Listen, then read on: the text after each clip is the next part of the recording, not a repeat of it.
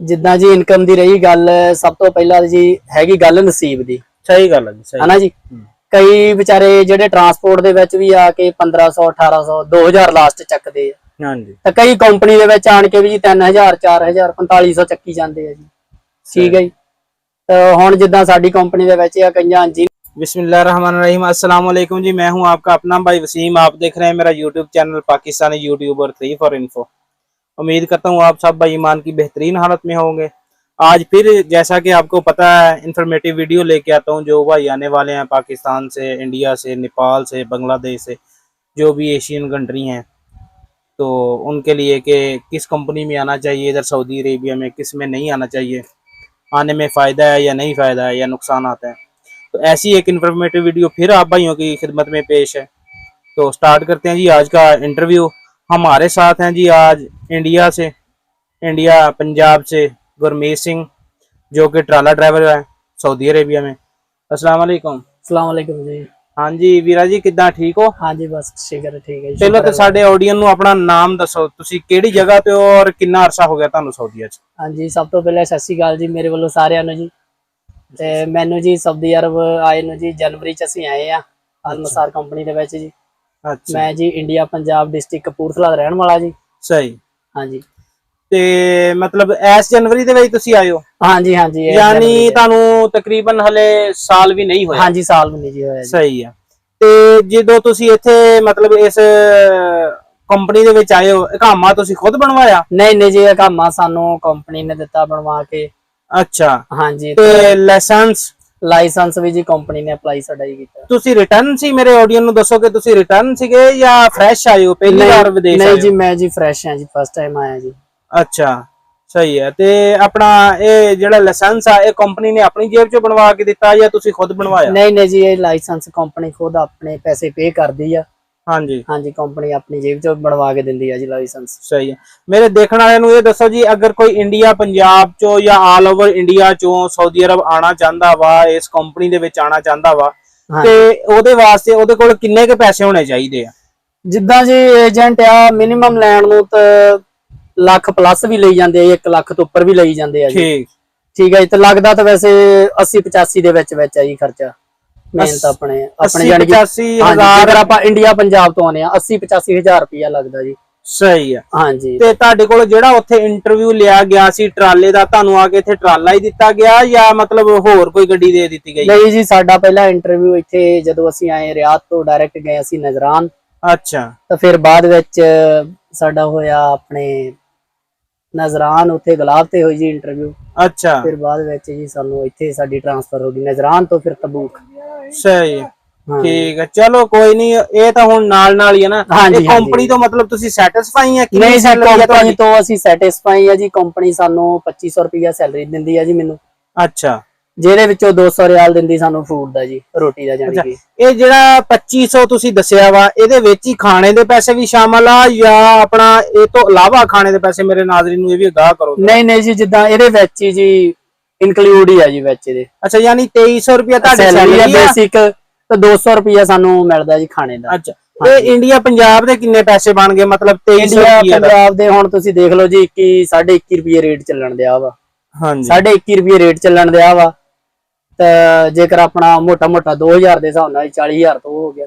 ਸਹੀ ਹੈ। ਤੇ ਯਾਨੀ ਤੁਸੀਂ ਮੇਰੇ ਜਿਹੜੇ ਦੇਖਣ ਵਾਲੇ ਨਾਜ਼ਰੀਨ ਆ ਉਹਨਾਂ ਨੂੰ ਕੀ ਕਹੋਗੇ ਕਿ ਇਸ ਕੰਪਨੀ ਦੇ ਵਿੱਚ ਆਣਾ ਚਾਹੀਦਾ ਜਾਂ ਵਿਦੇਸ਼ ਆਣਾ ਚਾਹੀਦਾ ਇੰਨੀ ਤਨਖਾਹ ਤੇ, ਜਾਂ ਨਹੀਂ ਆਣਾ ਚਾਹੀਦਾ, ਜਾਂ ਕਿਸੇ ਹੋਰ ਜਿੱਦਾਂ ਤੁਸੀਂ ਲੋਕ ਜ਼ਿਆਦਾ ਯੂਰਪ ਕੈਨੇਡਾ ਨੂੰ ਜਾਂਦੇ ਹੋ ਉਧਰ ਨੂੰ ਜ਼ਿਆਦਾ ਬੰਦੇ ਦਾ ਰੁਝਾਨ ਹੋਣਾ ਚਾਹੀਦਾ? ਥੋੜਾ ਜਿਹਾ ਦੱਸਿਓ। ਇਹ ਮੇਰਾ ਪਹਿਲਾ ਇੰਟਰਵਿਊ ਸਿਰਫ ਤੁਹਾਡੀ ਖਾਤਰ ਪੰਜਾਬੀ ਦੇ ਵਿੱਚ ਆ, ਇਸ ਵਾਸਤੇ ਮੈਂ ਆਪਣੇ ਪੰਜਾਬੀ ਭਰਾਵਾਂ ਵਾਸਤੇ, ਅਸੀਂ ਲਹਿੰਦੇ ਪੰਜਾਬ ਤੋਂ ਆ, ਤੁਸੀਂ ਚੜ੍ਹਦੇ ਪੰਜਾਬ ਤੋਂ, ਤੇ ਆਪਣੇ ਪੰਜਾਬੀ ਭਰਾਵਾਂ ਵਾਸਤੇ ਮੈਂ ਥੋੜਾ ਜਿਹਾ ਇਹਨੂੰ ਜ਼ਰਾ ਅੱਛਾ ਜਿਹੜਾ ਨਾ ਪੇਸ਼ ਕਰਨਾ ਚਾਹ ਰਿਹਾ ਭਾਈਆਂ ਵਾਸਤੇ।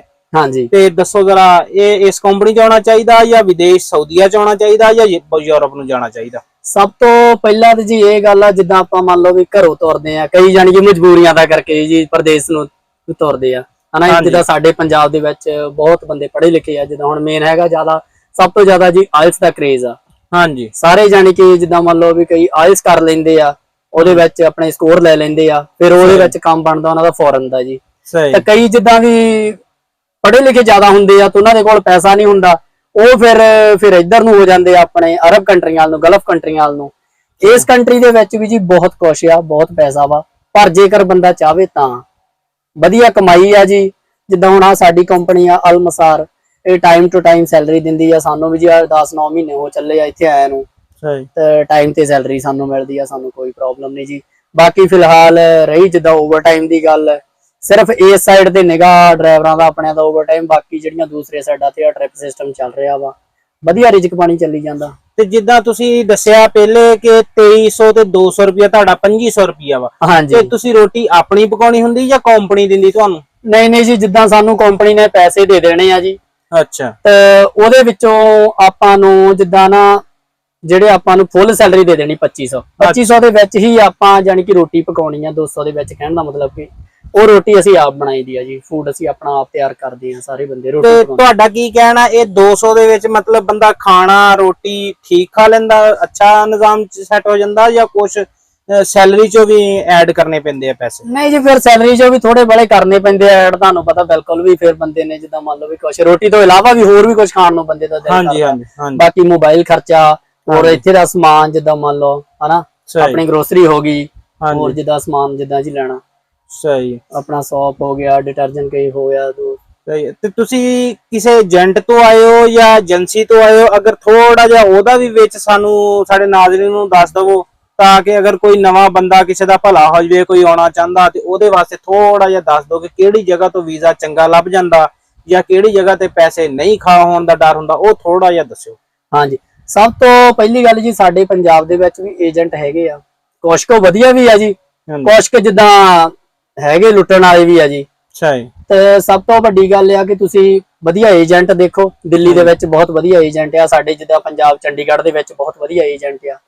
ਵਧੀਆ ਆਫਿਸ ਹੋਵੇ, ਇੱਕ ਨੰਬਰ ਦਾ ਕੰਮ ਹੋਵੇ, ਉੱਥੋਂ ਤੁਸੀਂ ਦੇਖੋ ਤਾਂ ਕਰਕੇ ਹੋਵੇ, ਇੱਕ ਨੰਬਰ ਦਾ ਕੰਮ ਹੋਵੇ, ਉੱਥੋਂ ਤੁਸੀਂ ਦੇਖੋ ਤਾਂ ਕਰਕੇ ਵਧੀਆ। ਕਹਿਣ ਦਾ ਮਤਲਬ ਤੁਸੀਂ ਆਪਣੇ ਰਾਹੀਂ ਆਵੋ, ਕਿਸੇ ਨੂੰ ਭੜ ਕੇ ਤੁਸੀਂ ਕਹਿ ਨਾ ਸਕੋ ਵੀ ਸਾਨੂੰ ਯਾਨੀ ਕਿ ਫਸਾ ਦਿੱਤਾ। ਯਾਨੀ ਤੁਹਾਡੇ ਕਹਿਣ ਦਾ ਮਕਸਦ ਇਹ ਆ ਕਿ ਬੰਦੇ ਨੂੰ ਆਪਣੇ ਥਰੂ ਸਾਰਾ ਕੰਮ ਕਰਾਉਣਾ ਚਾਹੀਦਾ। ਹਾਂਜੀ, ਆਪਣੇ ਆਪ ਤੇ ਯਾਨੀ ਕਿ ਰਵੇ, ਵੀ ਕਿਸੇ ਦੇ ਉੱਪਰ ਵੀ ਨਾ ਹੋਵੇ, ਨਿਰਭਰ ਨਾ ਹੋਵੇ। ਅੱਛਾ ਸਰਦਾਰ ਜੀ, ਸਾਨੂੰ ਇਹ ਵੀ ਦੱਸੋ ਹਾਂਜੀ ਕਿ ਤੁਹਾਡੀ ਕੰਪਨੀ ਦਾ ਮੈਡੀਕਲ ਚੰਗਾ ਵਾ? ਹਾਂਜੀ, ਮੈਡੀਕਲ ਸਾਡੀ ਕੰਪਨੀ ਦਾ ਜੀ ਬਹੁਤ ਵਧੀਆ ਵਾ ਜੀ। ਜਿੱਦਾਂ ਜੀ ਮੈਡੀਕਲ ਪ੍ਰੋਵਾਈਡ ਕੰਪਨੀ ਨੇ ਕੀਤਾ ਹੋਇਆ ਵਾ ਸਾਨੂੰ ਜੀ। ਬੂਪਾ ਕਾਰਡ ਸਾਡਾ ਜੀ ਅਕਾਮੇ ਦੇ ਨਾਲ ਹੀ ਸਾਡਾ ਜੀ ਲਿੰਕ ਆ ਜੀ। ਤੇ ਜਦੋਂ ਕੋਈ ਪ੍ਰੋਬਲਮ ਆਉਂਦੀ ਆ ਸਾਡੇ ਜੀ ਡਰਾਈਵਰ ਨੂੰ, ਚਾਹੇ ਜੀ ਕੋਈ ਵਰਕਰ ਨੂੰ, ਕਿਸੇ ਨੂੰ ਪ੍ਰੋਬਲਮ ਆਉਂਦੀ ਆ ਜੀ, ਬਕਾਇਦਾ ਕੈਂਪ ਸਾਡੇ ਚੋਂ ਬੱਸ ਜਾਂਦੀ ਆ ਜੀ, ਹਸਪੀਟਲ ਲੈ ਕੇ ਜਾਂਦੀ ਆ, ਤੇ ਫਿਰ ਉੱਥੋਂ ਮੈਡੀਕਲ ਕਰਵਾ ਕੇ ਫਿਰ ਦੁਬਾਰਾ ਰਿਟਰਨ ਯਾਨੀ ਕਿ ਕੈਂਪ ਦੇ ਵਿੱਚ ਰੂਮ ਤੇ ਛੱਡ ਕੇ। ਹਾਂਜੀ, ਰੂਮ 'ਚ ਛੱਡ ਕੇ ਜਾਂਦੇ। ਤੁਹਾਡਾ ਹੁਣ ਮਤਲਬ ਕਹਿਣ ਦਾ ਮਕਸਦ ਇਹ ਆ ਕਿ ਜਿਹੜੇ ਬੰਦੇ ਆਣਾ ਚਾਹੁੰਦੇ ਆ ਉਹਨਾਂ ਵਾਸਤੇ ਕੰਪਨੀ ਅੱਛੀ ਹੈ?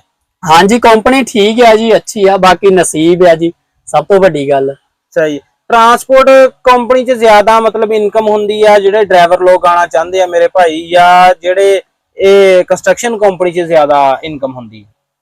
ਜਿੱਦਾਂ ਜੀ ਇਨਕਮ ਦੀ ਰਹੀ ਗੱਲ, ਸਭ ਤੋਂ ਪਹਿਲਾਂ ਜੀ ਹੈਗੀ ਗੱਲ ਨਸੀਬ ਦੀ। ਸਹੀ ਗੱਲ ਹੈ ਜੀ, ਸਹੀ। ਹਨਾ ਜੀ, ਕਈ ਵਿਚਾਰੇ ਜਿਹੜੇ ਟਰਾਂਸਪੋਰਟ ਦੇ ਵਿੱਚ ਵੀ ਆ ਕੇ 1500 1800 2000 ਲਾਸਟ ਚੱਕਦੇ ਆ। ਹਾਂਜੀ। ਤੇ ਕਈ ਕੰਪਨੀ ਦੇ ਵਿੱਚ ਆਣ ਕੇ ਵੀ ਜੀ 3000 4000 4500 ਚੱਕੀ ਜਾਂਦੇ ਆ ਜੀ। ਠੀਕ ਹੈ ਜੀ।